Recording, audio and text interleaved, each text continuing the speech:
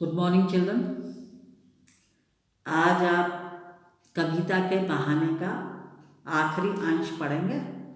उसके बाद आप पढ़ेंगे बात सीधी थी पर।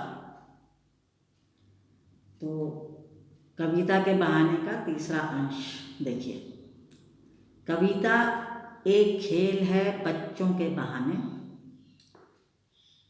इस काव्यांश में कवि ने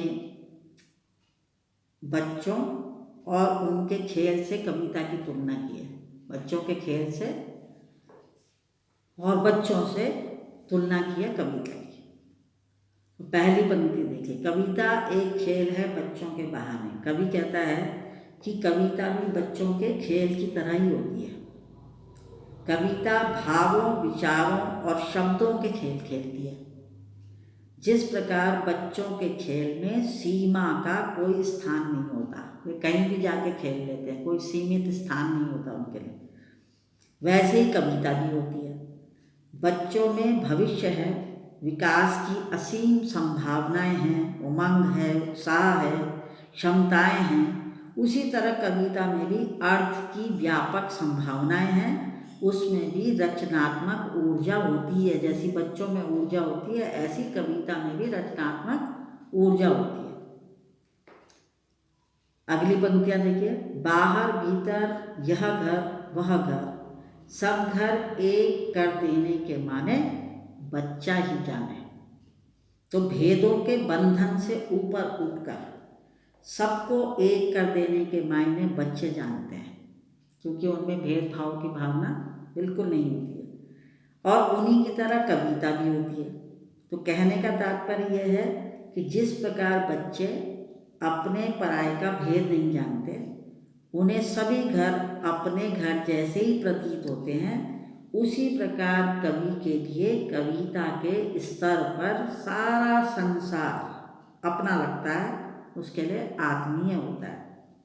उसका उद्देश्य होता है कविता के द्वारा संदेश को जन जन तक, घर घर तक पहुंचाना।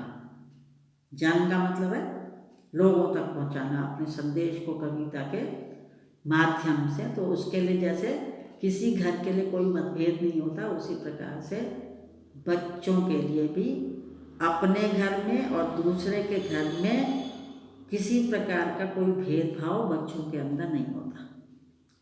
अब हम बात सीधी थी पर इसका पहला काव्यांश पढ़ेंगे। बात सीधी थी पर एक बार भाषा के चक्कर में जरा टेढ़ी फंस गई। तो कवि कुंवर नारायण कहते हैं कि बात सीधी थी लेकिन भाषा के चक्कर में पड़कर जरा टेढ़ी हो गई।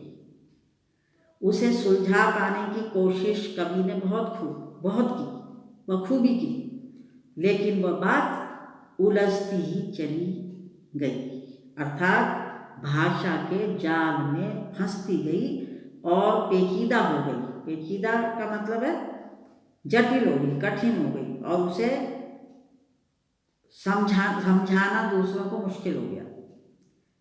कवि यहाँ बात के लिए उपयुक्त माध्यम, जो निश्चित रूप से भाषा ही है, को चुनने की सलाह देता है कि जब आदमी बोलता है तो उसे अपनी भाषा का ध्यान रखना चाहिए, वरना भाषा उलझ कर रह जाती है। तो प्रायः अगली पंक्तियां देखिए, उसे पाने की कोशिश में भाषा को उल्टा पलटा, तोड़ा मरोड़ा, घुमाया फिराया कि बात या तो बने या फिर भाषा से बाहर आए, लेकिन इससे भाषा के साथ साथ बात और भी पेचीदा होती चली गई। तो अक्सर ऐसा होता है कि जब हम कुछ बात कहने के लिए घुमावदार भाषा का सहारा लेते हैं तो बात अधिक उलझ जाती है और समझ से परे हो जाती है, दूसरे की समझ में नहीं आती कि हम क्या बोलना चाह रहे हैं। तात्पर्य यह है कि कविता की रचना भावों के अनुसार भाषा का चुनाव और प्रयोग करना चाहिए। यदि भाषा के साथ तोड़ मरोड़ करने की कोशिश की गई तो भावों की जो अभिव्यक्ति है वह स्पष्ट नहीं हो सकेगी और दूसरा व्यक्ति आपकी भाषा में उलझता रह जाएगा, वो आपकी बात को सही ढंग से नहीं समझेगा।